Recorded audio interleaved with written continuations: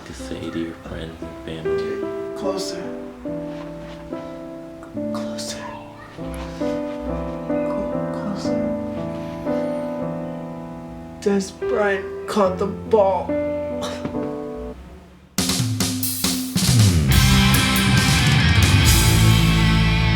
What's up, YourSitch fans? My name is Kyle Boris, and this is Front 4, where each week we take a different look at some of the hottest topics in the NFL. Hey guys, so as you may already know, I'm back.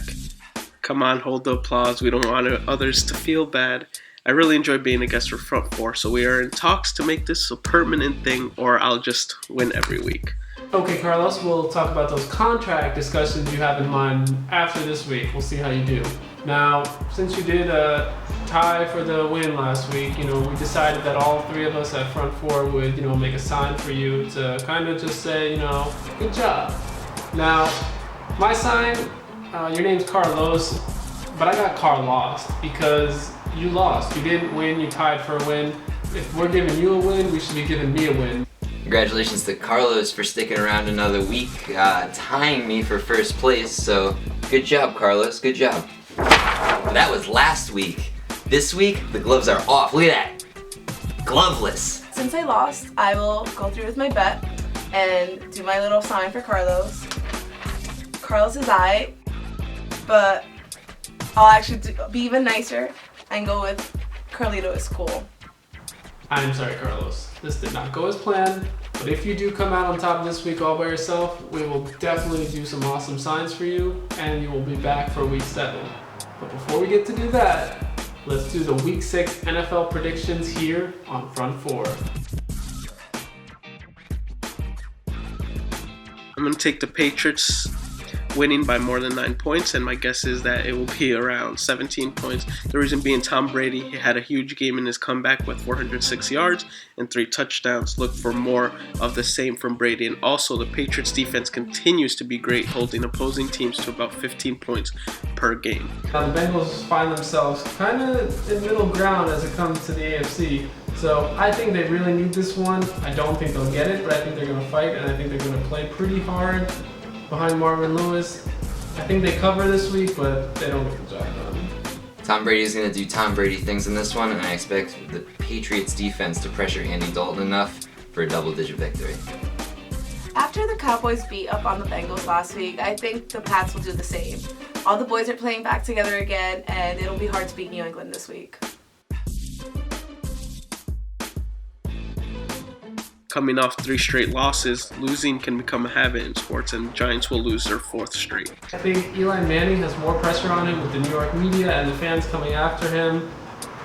It seems like every bad throw and every just miserable face he puts on, the fans are getting more and more restless. So I think the Giants come out firing, and I think in an ugly shootout, they take down the Ravens by 3 points. Ravens and Giants are combined 1-5 in the past 3 weeks, so with both offenses struggling, I'm going to take the points and hope for the best.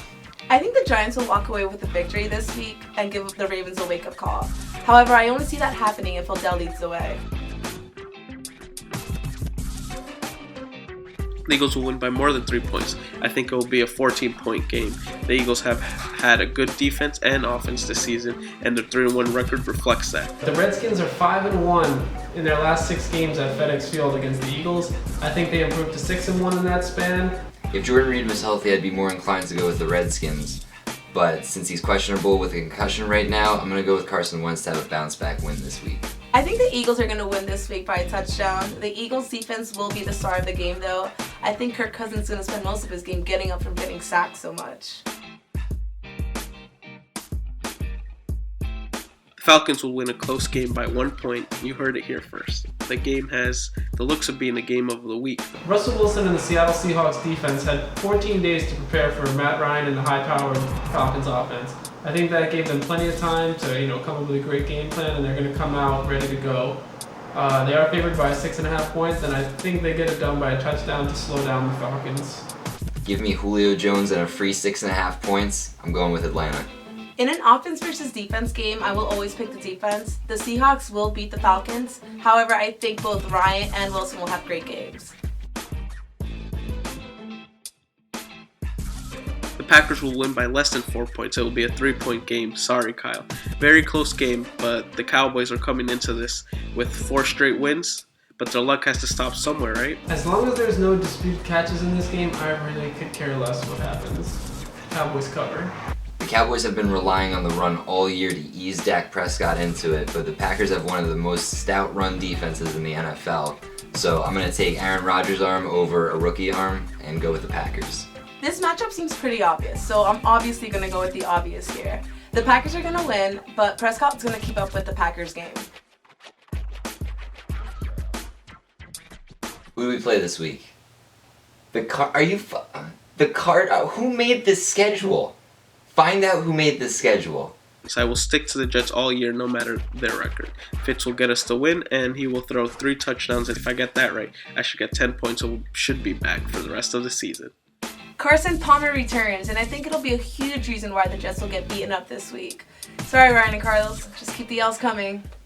I don't know if I really want to talk about this game. I don't know where the Jets towel went. I don't want to start crying again. Oh, God. Oh, God. I think the Jets actually have a chance this week. If they can win the special teams battle on Monday Night Football, they can find themselves in the game in the fourth quarter, and I think they can at least cover this spread. As James Ellsworth, a great man, once said, any man with 2 hands has a fighting chance. The Jets will have a fighting chance against the Cardinals this week.